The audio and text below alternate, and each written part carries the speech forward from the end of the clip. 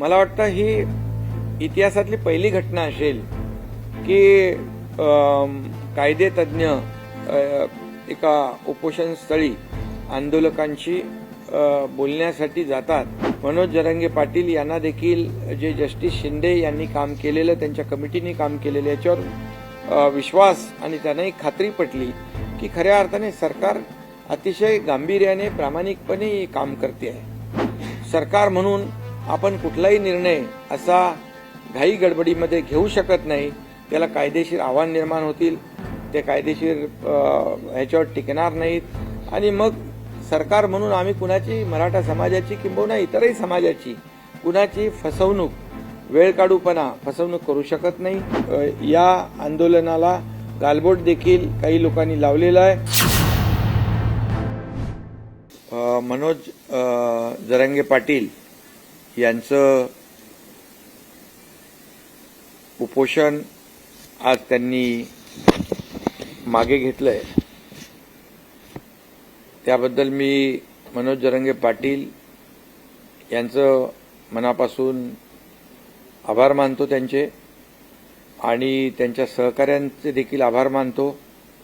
आणि सकल मराठा समाजाने शासनाच्या आव्हानाला, विनंतीला मान देऊन हे जे आंदोलन होतं, उपोषण मागे घेतल्याबद्दल मराठा समाजाला देखील मनापासून मी धन्यवाद देतो। यामध्ये जे मुद्दे मनोज जरांगे पाटील यांनी आमच्या शासनाच्या शिष्टमंडळासमोर मांडले, खरं म्हणजे मी शिष्टमंडळातले माजी न्यायमूर्ती मारुतराव गायकवाड साहेब आणि न्यायमूर्ती सुनील सुकरे साहेब यांचं देखील मनापासून अभिनंदन करतो। त्याचबरोबर त्यांच्याबरोबर ॲडव्होकेट हिमांशू सचदेव आणि इतर कायदे तज्ञ या शिष्टमंडळात होते, आणि त्याचबरोबर आमचे मंत्रिमंडळातील सहकारी संदीपान भुमरे, उदय सामंत, धनंजय मुंडे, अतुल सावे, बच्चू कडू, नारायण कुचे यांनी देखील मनोज जरांगे पाटील यांच्याशी चर्चा केली। आम्ही परवाच्या दिवशी मी स्वतः मनोज जरांगे पाटील यांच्याशी फोनवरून चर्चा केली होती। त्यांचे काही मुद्दे होते, त्या बाबतीमध्ये मी देखील त्यांच्याशी बोललो आणि त्यांनी एवढंच सांगितलं की सरकार टिकणारं, कायद्याच्या चौकटीत बसणारं आरक्षण देण्यास कटिबद्ध आहे, आणि ज्या कुणबी दाखले जे आपण मराठवाड्यात देतोय, कुणबी नोंदी ज्या सापडत आहेत, जो आपला 1967चा निर्णय आहे, 2004चा GR देखील आहे की ज्या जुन्या नोंदी आहेत कुणबी, त्यांना आपण कुणबी दाखला देणं, यावर देखील खूप मोठं यश जस्टिस शिंदे कमिटीला मिळालं असं मी त्यांना म्हणालो। जवळपास 13,500 14,000 अशा प्रकारच्या नोंदी आणि दाखले ज्या नोंदी सापडल्यात, ती एक मोठी अचीवमेंट आहे, आणि त्यासाठी जस्टिस शिंदे कमिटीने देखील दिवस रात्र काम केलंय। आणि म्हणून ज्यांनी जेव्हा त्यांना आणखी यामध्ये कुणबी नोंदी सापडणार आहेत असं जे काही खात्री पटल्यानंतर त्यांनी मुदत मागितली। हेही मी मनोज जरांगे पाटील यांच्याशी बोललो, आणि मी त्यांना हेही सांगितलं की उद्या आपण जे काही निर्णय घेणार आहोत तो टिकणारा पाहिजे, तो कुठे चॅलेंज होऊ नये। यामध्ये शेवटी तुमची देखील जी काही लीडरशिप आहे, तुमचं जे देखील एका आंदोलनाचं तुम्ही नेतृत्व केलेलं आहे, ते देखील म्हणजे आणि सरकार म्हणून मुख्यमंत्री आणि माझे सर्व सहकारी यांच्याबद्दल देखील समाजामध्ये कुठलाही संभ्रम किंवा कुठलाही किंतु परंतु निर्माण होऊ नये अशा प्रकारचं काम आपण केलं पाहिजे। ही चर्चा झाल्यानंतर काल आमचे सहकारी बच्चू कडू त्या ठिकाणी गेले होते. ते माझ्या संपर्कात होते आणि मी आणि आपले उपमुख्यमंत्री देवेंद्रजी, दुसरे आपले उपमुख्यमंत्री अजितदादा, आम्ही सगळ्यांनी ठरवलं की सरकार शेवटी चर्चेतून आणि संवादातून हा प्रश्न, कुठलाही प्रश्न हा सुटू शकतो आणि चर्चा करण्याची जेव्हा दोन्ही बाजूची तयारी असते त्यावेळेस चर्चेतून मार्ग निघतो. आणि म्हणून सरकारने देखील ठरवलं आणि त्याप्रमाणे कायदे तज्ज्ञ देखील गेले, आणि आमचे मंत्री देखील गेले. मला वाटतं ही इतिहासातली पहिली घटना असेल की कायदे तज्ज्ञ एका उपोषणस्थळी आंदोलकांशी बोलण्यासाठी जातात. कारण गायकवाड साहेबांनी जे पहिलं आरक्षण त्यांच्याच अहवालावर आपण दिलं होतं, त्यामुळे गायकवाड साहेबांना पूर्ण याची खडानखडा माहिती होती. आणि त्यामुळे मला वाटतं आज हे सर्व चर्चा झाल्यानंतर मनोज जरांगे पाटील यांना देखील जे जस्टिस शिंदे यांनी काम केलेलं, त्यांच्या कमिटीने काम केलेलं, याच्यावर विश्वास आणि त्यांनाही खात्री पटली की खऱ्या अर्थाने सरकार अतिशय गांभीर्याने, प्रामाणिकपणे काम करते आहे. आणि म्हणून त्यांनी जे काय मुद्दे उपस्थित केलेले आहेत त्यामध्ये मनुष्यबळ वाढवणं, ते जस्टिस शिंदे कमिटी अधिक सक्षम करणं, त्यांना प्रत्येक जिल्ह्यामध्ये मनुष्यबळ वाढवून देणं, कुठेही त्यांना जी काही यंत्रणा आहे ही सर्व यंत्रणा जी वाढवून देणं, या बाबतीमध्ये त्यांचा मुद्दा अतिशय रास्त आहे. आणि त्यानुसार ज्या ज्या ठिकाणी राज्यामध्ये ज्या कुणबी नोंदी आहेत या तपासल्या जातील आणि त्यावर त्यांना कुणबी दाखले देण्याचा जो जी.आर. सरकारचा आहे त्याची अंमलबजावणी पूर्णपणे केली जाईल. शेवटी सरकार म्हणून आपण कुठलाही निर्णय असा घाई गडबडीमध्ये घेऊ शकत नाही. त्याला कायदेशीर आव्हान निर्माण होतील, ते कायदेशीर ह्याच्यावर टिकणार नाहीत. आणि मग सरकार म्हणून आम्ही कुणाची, मराठा समाजाची किंबहुना इतरही समाजाची कुणाची फसवणूक, फसवणूक करू शकत नाही, करणार नाही. आणि सरकार वेळकाढूपणा देखील करणार नाही.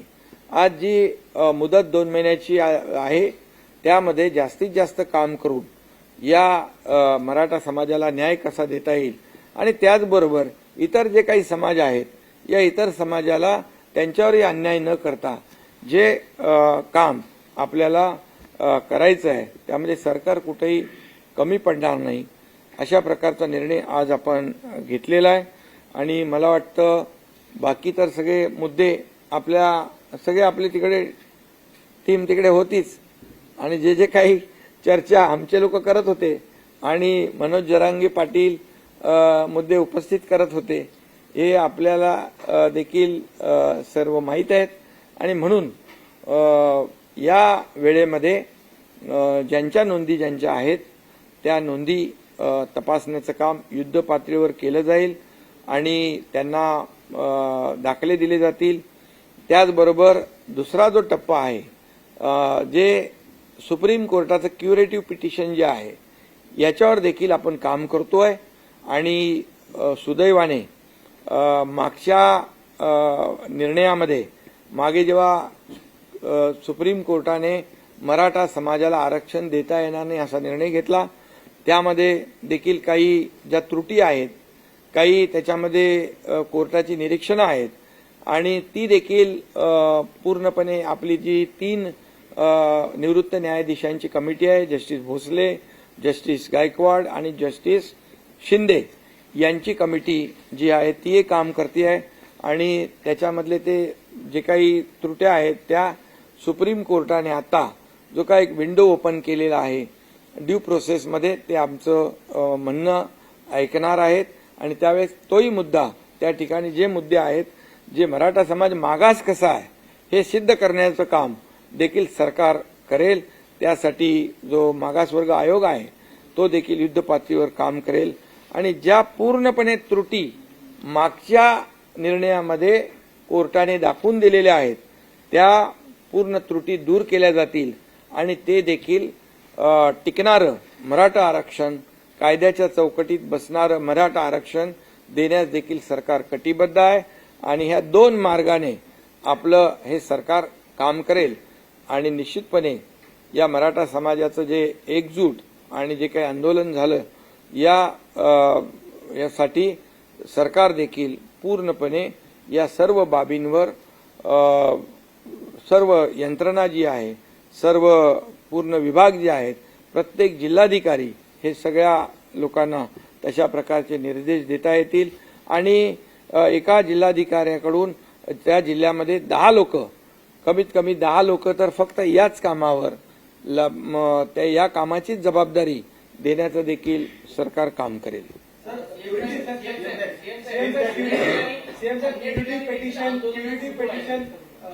पिटिशनची विंडो ओपन होणं हे सरकारसाठी एक मोठं यश आहे. यासाठी अनेक तज्ञांनी काम केलेलं आहे. त्या तज्ञांना सोबत घेऊन केविटी पिटिशनची विंडो ओपन एक त्याच्यामध्ये आणखी एक मुद्दा, जी काल आम्ही बैठक घेतली, सर्वपक्षीय बैठक घेतली, त्याच्यामध्ये देखील जी भूमिका सरकारची होती की मराठा समाजाला आरक्षण टिकणारं दिलं पाहिजे, कायद्याच्या चौकटीत दिलं पाहिजे, हे देखील सर्व पक्षीयांनी मान्य केलं आणि सर्व पक्षीय बैठकीमध्ये सर्व नेते आले, त्यांनाही मनापासून मी धन्यवाद देतो. आणि त्याचबरोबर जे काही राज्यामध्ये याला हिंसक वळण जे लागलं होतं ते देखील थांबलं पाहिजे आणि त्याच्यावर देखील योग्य तो उपाय सरकारने केला पाहिजे, अशा प्रकारची सर्वपक्षीय बैठकीमध्ये देखील चर्चा झाली. आणि मनोज जरांगे पाटील यांनी उपोषण आंदोलन मागे घ्यावं अशा प्रकारचं देखील आवाहन, विनंती आणि चर्चा कालच्याही बैठकीमध्ये झाली. त्यामुळे सरकार म्हणून आम्ही जे एक बैठक बोलवली सर्व पक्षीयांची आणि त्या बैठकीमध्ये सगळेजण आले आणि ते देखील या ठिकाणी नक्कीच त्यांना देखील धन्यवाद या ठिकाणी द्यायला पाहिजे एवढं या ठिकाणी. आणि जे आपले आज खरं म्हणजे जे 2 आपले निवृत्त न्यायाधीश त्या ठिकाणी गेले, त्यांचे विशेष या ठिकाणी आभार देखील मी मानतो. कारण शेवटी कायद्याची भाषा आणि ज्या कायद्याच्या ज्या काही चौकटीमध्ये काय बसू शकतं, काय टिकू शकतं, हे त्यांना समजावून सांगण्याचा देखील त्यांनी प्रयत्न केला. त्यासाठी देखील त्यांचे आभार मानले. आणि तातडीने आम्ही विनंती केल्यानंतर ते तिकडे उपोषणस्थळी थेट जाणं हा देखील पहिलाच प्रकार आहे आणि ते गेल्यामुळे नक्कीच त्याचाही फायदा आज या आंदोलन उपोषण मागे घेण्यामध्ये झालेला आहे.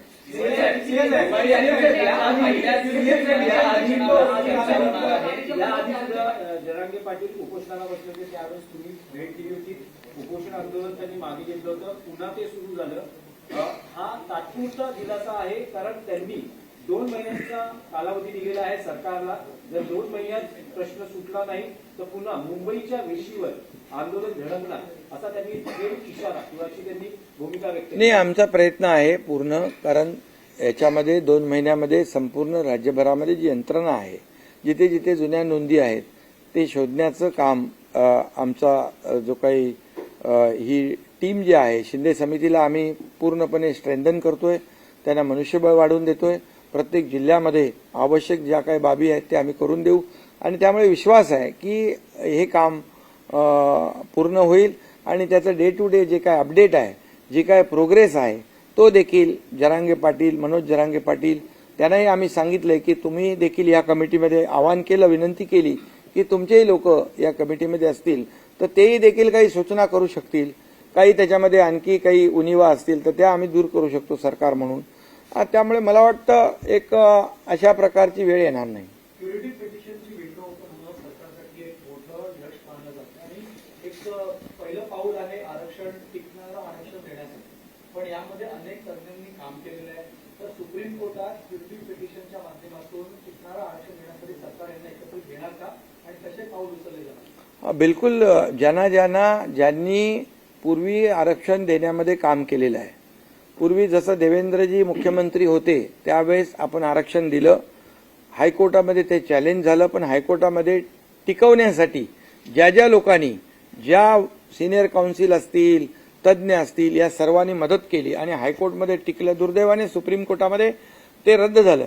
पण अशा वेळेस या सर्व टीमला त्यांचं सहकार्य आम्ही नक्की घेऊ आणि विश्वास आहे, कारण याच्यामध्ये जस्टिस भोसले आहेत, जस्टिस गायकवाड आहेत, जस्टिस शिंदे आहेत आणि निरगुडे आहेत.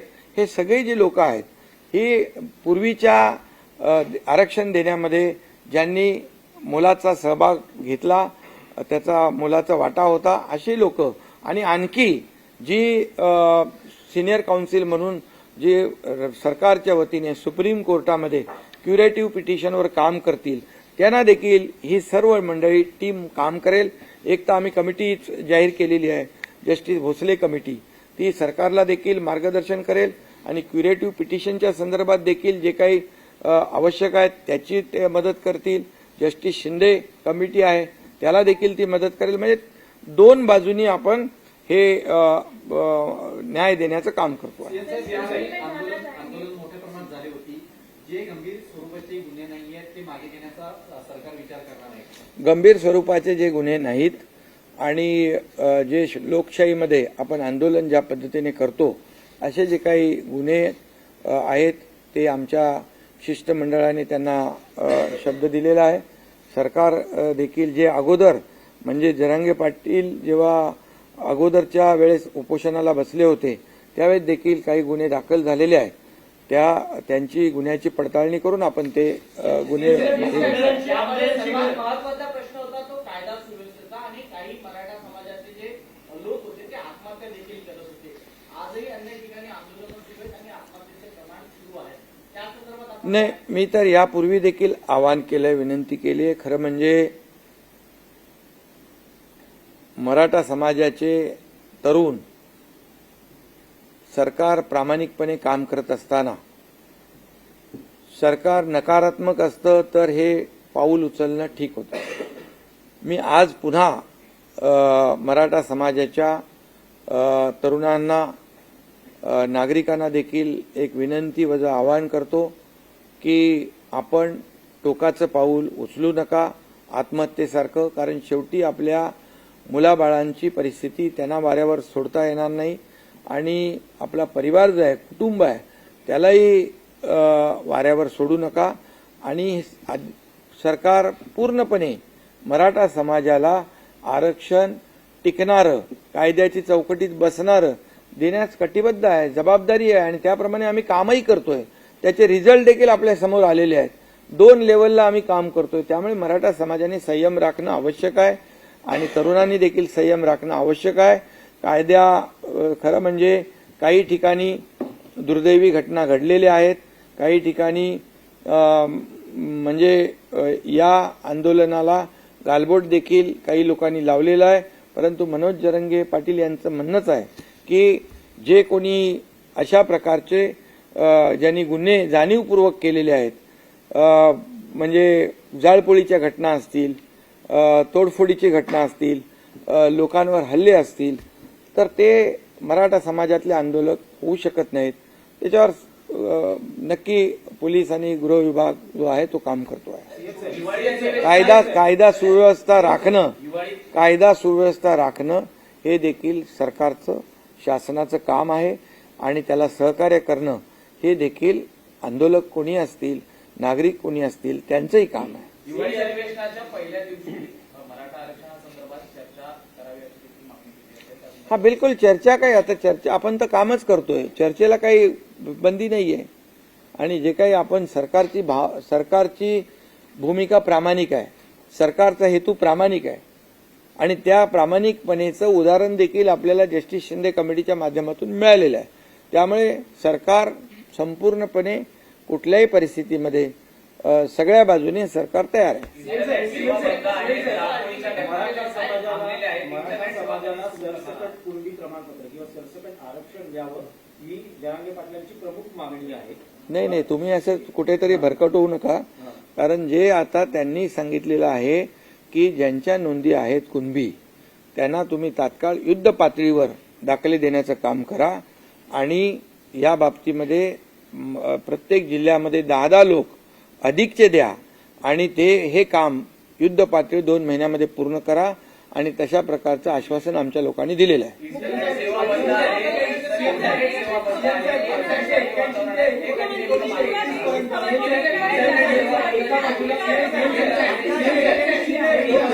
एकाने बोला कोणीतरी. अरे नाही, तुम्ही बोला. इंटरनेट सेवा देखील बंद आहे, त्या नेमक्या कधी मागे घेतल्या जाणार आहेत, परिस्थिती आता किती नियंत्रणात आहे? हे बघा, याच्यामध्ये कुठेही ज्या ठिकाणी अतिशय मोठ्या प्रमाणावर कायदा सुव्यवस्था बिघडली, ज्या ठिकाणी जाळपोळ झाली, लोकप्रतिनिधींच्या घरावर हल्ले होऊ लागले, अशा परिस्थितीमध्ये कायदा अबाधित राखणे, सुव्यवस्था राखणे हे पोलिसांचं काम आहे. आणि आता सध्या परिस्थितीमध्ये सगळीकडे शांतता आहे. ज्या ज्या ठिकाणी आवश्यक आहे त्या ठिकाणी आवश्यक बाबींचा जो काही हे करणे, अंमलबजावणी करणे, त्याप्रमाणे पोलिसांनी काम केलेलं आहे. मला वाटतं आता आजच्या उपोषण मागे घेतल्यानंतर मला वाटत नाही की कुठेही कायदा सुव्यवस्था धोक्यात येईल. पाटील यांनी दिलेला आहे 24 डिसेंबर पर्यंत. तर आपल्याला किती आत्मविश्वास आहे की 24 डिसेंबर नाही, आता 2 जानेवारीपर्यंत परत 24 डिसेंबर केलं? 2 जानेवारीपर्यंत 2 महिन्याचा वेळ मिळालेला आहे आणि त्या 2 महिन्यामध्ये बरंचसं काम म्हणजे जे आहे, जे ठरवून दिलेलं आहे ते काम नक्की होईल. आणि त्यासाठी जे जे काही यंत्रणा आवश्यक आहे त्या सर्व यंत्रणा सरकार लावेल. एकीकडे कायदेशीर मार्ग काढण्यासाठी सर्वतोपरी प्रयत्न करत असताना केंद्र सरकारकडून सुद्धा या प्रश्नी काही मदतीची किंवा सहकार्याची अपेक्षा करता का? स्वतः पंतप्रधानांना काही आवाहन केलं जाणार आहे? हा राज्यातला विषय आहे आणि या राज्यातला विषय हा दाखले देण्याचा हा विषय राज्याचा आहे. आणि सुप्रीम कोर्टामध्ये जे क्युरेटिव्ह पिटिशन आहे त्यावर देखील सरकार आणि हा राज्याचा अधिकार आहे. त्यामुळे राज्याचा अधिकार आहे, राज्य त्यामध्ये पूर्ण ताकद लावेल. जे जे काही करायचं ते राज्य सरकार करेल आणि मराठा समाजाला टिकणारं, कायद्याच्या चौकटीत बसणारं आरक्षण देण्याची जो शब्द आहे तो शब्द पाळेल. 1881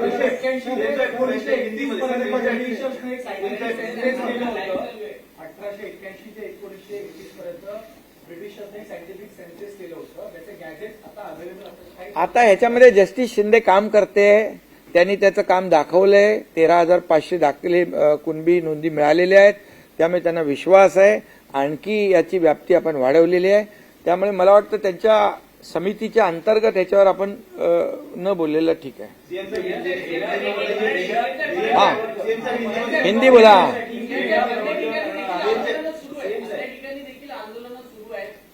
ठीक आहे, आता आंदोलन जे आहेत, आजचं उपोषण मागे घेतल्यानंतर सगळ्यांनाच आवाहन केलेलं आहे की आज सगळ्यांना मी आवाहन करतो, विनंती करतो. समोर दिवाळी आहे, मुलांच्या शाळा आहेत, सगळेच आज संकटात आहेत. तुमची पत्रकारांची पण दिवाळी आहे, सगळ्यांचीच आहे. त्यामुळे तुम्ही पण जरा मी पुन्हा एकदा सांगतो की हा लोकशाहीतला 4था स्तंभ आहे. जशी सरकारची जबाबदारी आहे राज्यामध्ये शांतता, कायदा सुव्यवस्था राखणं, तशीच देखील आपल्या सगळ्यांची आहे. त्यामुळे मला वाटतं आपल्या सगळ्यांचं सहकार्य एक सकारात्मक बाबीतून आपण पुढे गेलो तर नक्की आणि चर्चेतून मार्ग निघतो. यासाठी सरकारने चर्चा सुरू केली. मी आणि दोन्ही आमच्या उपमुख्यमंत्र्यांनी आमच्या शिष्टमंडळाला पाठवलं, कायदेशीर जे तज्ज्ञ आहेत त्यांनाही पाठवलं आणि मला वाटतं मार्ग निघालेला आहे. तुम्ही देखील याकडे सकारात्मक दृष्टीने बघा तर बरं होईल.